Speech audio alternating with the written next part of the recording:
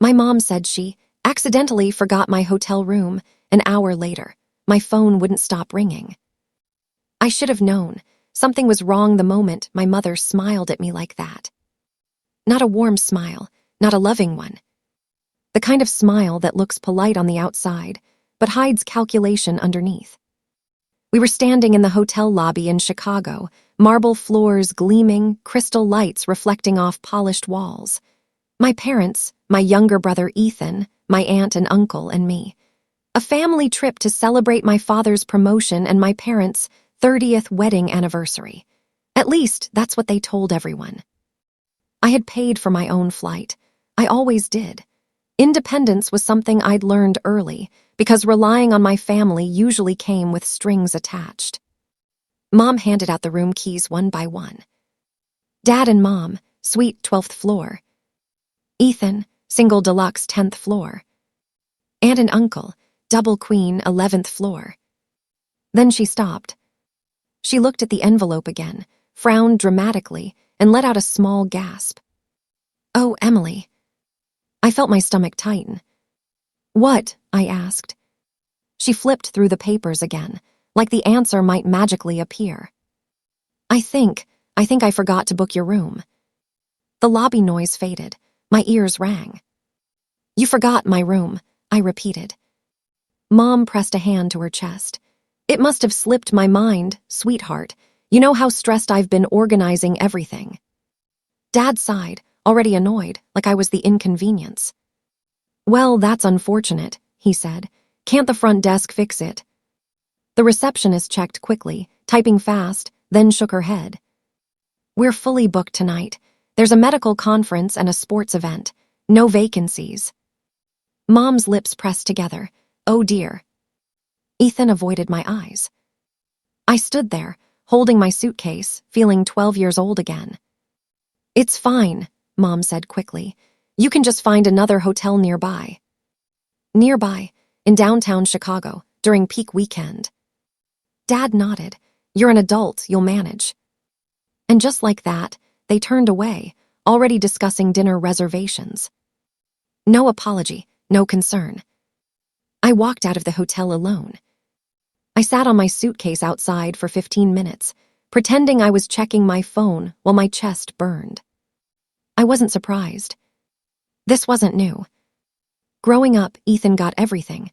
I got leftovers. When I got into college on a partial scholarship, Mom said, "That's nice," then bought Ethan a car.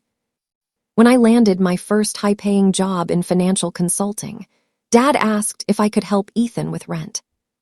When I moved out and stopped asking for anything, they called me distant. I opened my banking app. My savings were healthy, very healthy. What my family didn't know was that I wasn't just a consultant. I was a silent partner in a private investment firm. I owned assets they couldn't even imagine. I could book the best hotel in the city without blinking. But I didn't. Not yet. Instead, I booked a room in the same hotel. Presidential suite. Under my own name. The receptionist's eyes widened when she realized who I was on the system. "Ms. Carter, welcome back. We'll have your suite ready in 10 minutes." I smiled. "Thank you." I didn't tell my family. An hour later, I was upstairs, soaking in a marble bathtub when my phone buzzed. Once. Twice. Then nonstop. Mom.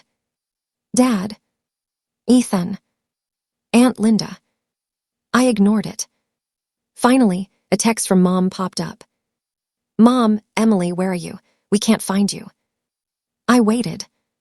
Another text. "Mom, this isn't funny. Call me." I dried my hands, sat on the bed, and replied calmly. "Me, I found a room." Silence. Then chaos. My phone exploded. "Dad, where?" "Mom, what do you mean you found a room?" "Ethan, are you in another hotel?" I typed slowly. "Me, same hotel, different floor." 10 seconds passed. Then Mom called. I answered. "Emily," she said, voice sharp, "what do you mean same hotel?" "I mean," I replied, "I'm staying here." That's impossible, she snapped. They told us they're fully booked. They were, I said lightly, just not for me. Dad's voice cut in. What room are you in? The presidential suite. Dead silence. Then Mom laughed nervously. Emily, don't joke. I'm not. Another pause. Ethan whispered something in the background. Dad cleared his throat. How are you paying for that? I smiled. I always pay for my own things, remember? Mom's tone changed instantly. Soft, sweet. Well, sweetheart, that's wonderful. Why don't we all come up and talk? Talk? The word tasted bitter. You're welcome to, I said, but I'm busy tonight. Busy doing what? Dad demanded. Enjoying my stay. I hung up. 10 minutes later, there was a knock on my door. Then another. Then frantic knocking. Emily, Mom hissed through the door. Open up. I didn't move. Emily, Dad said, trying authority. This behavior is unacceptable. I finally opened the door, chain still on. Mom's eyes widened when she saw the suite behind me. The view, the space, the luxury. Ethan stared like he'd seen a ghost. You said you forgot my room, I said calmly, so I handled it. Mom swallowed. This is excessive. So was leaving me stranded. Dad crossed his arms. We're family, you should have helped us. I laughed softly. No, family doesn't forget one daughter and remember everyone else. Mom's face tightened. We didn't forget you. It was an accident. I looked her straight in the eye.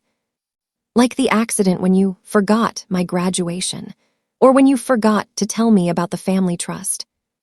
That landed. Hard. Ethan's face went pale. What trust? Mom spun toward him. Emily, stop. I smiled sweetly. Oh, you didn't know, I asked Ethan. Mom and Dad set one up for you.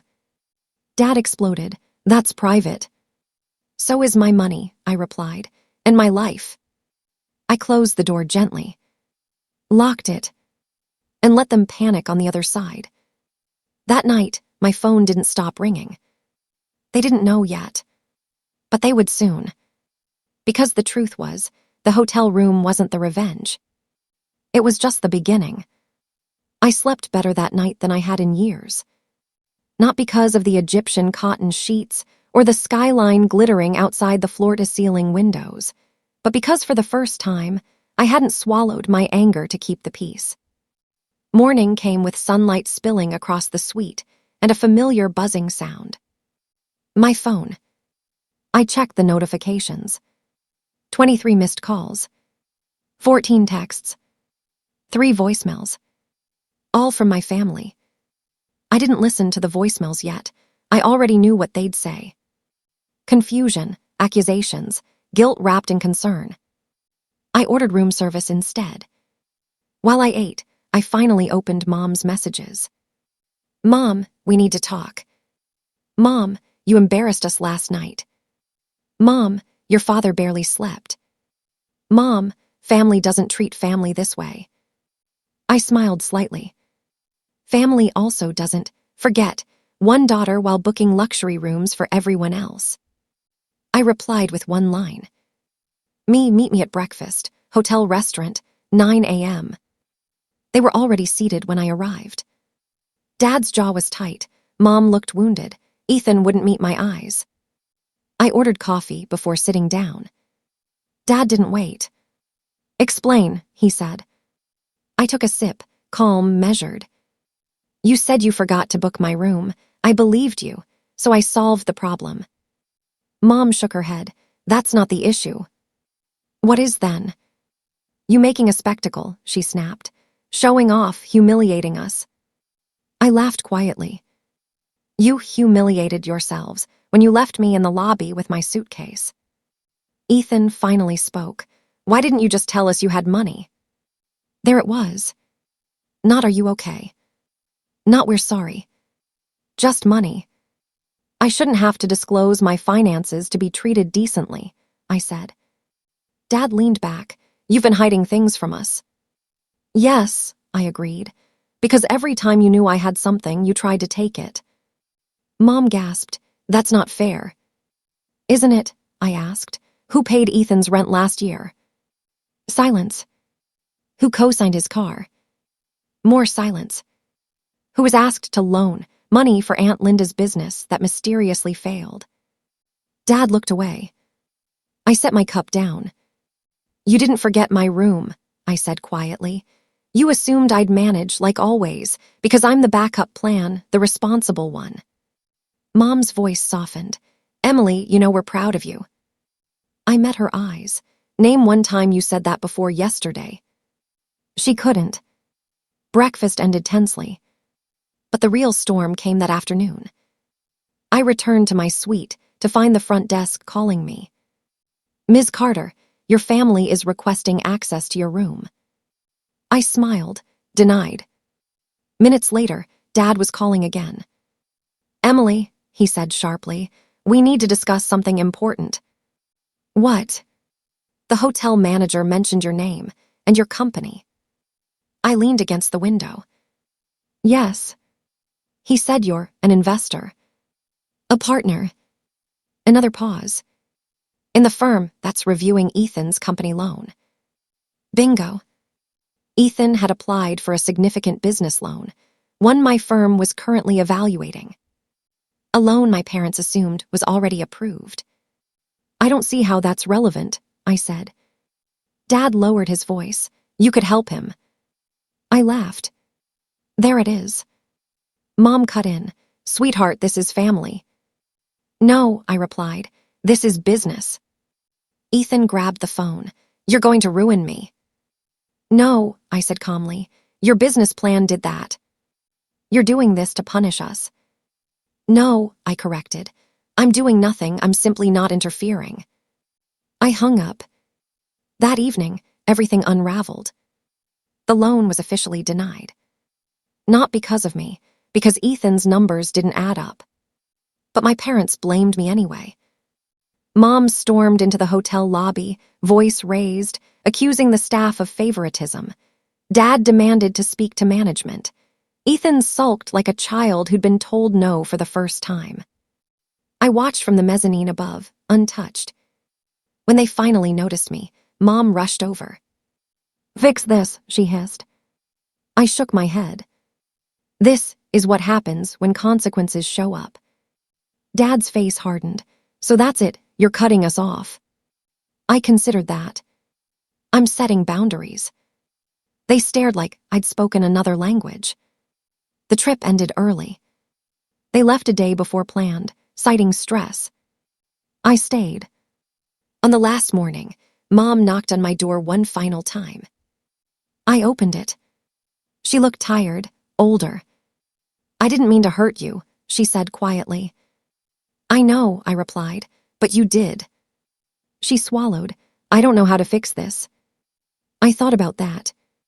You start by seeing me, I said. Not as a resource, not as the reliable one, but as your daughter. She nodded slowly. I can try. I stepped back.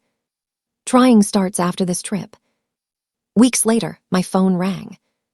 It was Mom. She sounded different. No demands, no guilt. Just normal. We talked for 20 minutes. About nothing important. And that was enough. Some things changed. Some didn't. But one thing was certain. They would never forget me again. Because the daughter they underestimated finally stopped shrinking herself to fit their expectations. And when they tried to blow up my phone that night, I had already outgrown the need to answer. The end.